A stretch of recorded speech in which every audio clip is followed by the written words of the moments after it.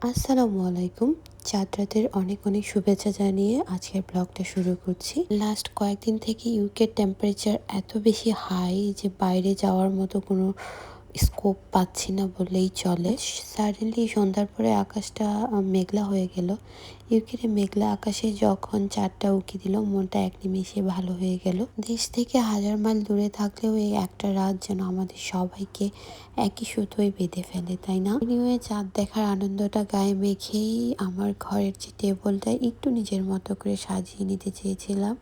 আমার বাচ্চাদেরকে মেহেদি দেওয়া, আমি মেহেদি পরবো, তো ভাবলাম যেহেতু মেহেদি পরবো তাই একটু ঘটা করে পরলে কেমন হয়। তো যেই কথা সেই কাজ।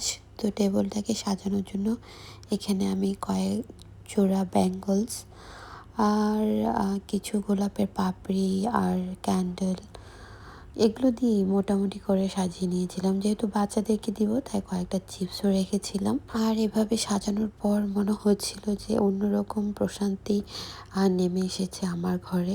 Just look at the view, simple but elegant, right?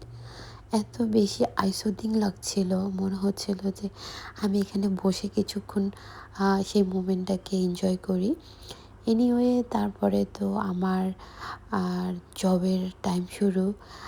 মজা করছিলাম। আমার মেয়েকে মেহেদি দিতে গিয়ে আমাকে অলমোস্ট ফাইট করতে হয়েছে। তারপরও আমি তাকে মেহেদিটা কমপ্লিট করতে পারিনি। সে জেগে থাকলে ইম্পসিবল তাকে মেহেদি দেওয়া।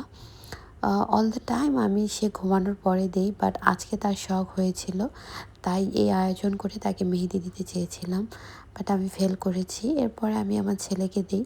মাশাআল্লাহ, আমার ছেলে অনেক পেশেন্সফুল, বাট ওকে মেহেদি দিতে একটুও আরাম লাগে না, কারণ ও অনেক বেশি নড়াচড়া করে।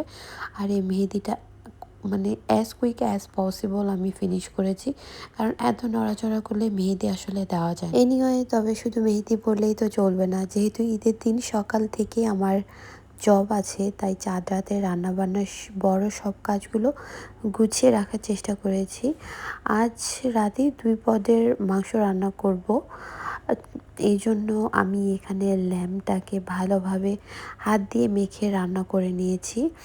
তারপরে আমি এখানে গরু মাংসের কালাভুনা করব। চুলার ওপর যখন মাংসের এই চমৎকার গ্রেভিটা ফুটছিল, আমার পুরো ঘর রান্নার চেনা সুবাসে মোমো করছিল। আগে থেকে আগাম প্রস্তুতিটা নেওয়া থাকলে ঈদের দিন কাজ থেকে আমার ফিরে এসে আর হড়বড় করতে হবে না। যেহেতু আমার কাজ আছে ঈদের দিন, সেহেতু আমি খুব সিম্পল ভাবে সবকিছু করে রাখা বা গুছিয়ে রাখার চেষ্টা করেছি। রান্না শেষ করে এবার পালা পরের দিনের জন্য নিজেকে তৈরি করার। এখানে একটা বাস্কেটে ঈদের দিনের জন্য আমাদের সবার পোশাক, লাইক আমার হাজব্যান্ডের, আমার বাচ্চাদের কাপড় চোপড় সব, আমার কাপড় চোপড় গুছিয়ে রাখলাম।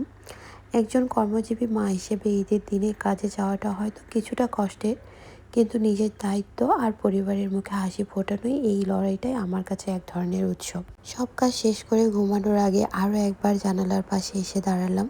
মেঘের আড়াল থেকে চাঁদটা তখনও আলো ছড়াচ্ছিল। মনে মনে আল্লাহর কাছে শুকরিয়া জানালাম, প্রবাসের এই ছোট্ট সংসারে আমরা ভালো আছি, সুস্থ আছি, এটাই আমাদের সবচেয়ে বড় ঈদ। আপনাদের সবার চাঁদ রাত কেমন কাটলো? সবাইকে ঈদ মোবারক, আর সবার জন্য অনেক অনেক দোয়া এবং ভালোবাসা জানিয়ে আজকের ভিডিওটি এখানেই শেষ করছি। দেখা হবে নেক্সট ভিডিওতে। আল্লাহ হাফেজ।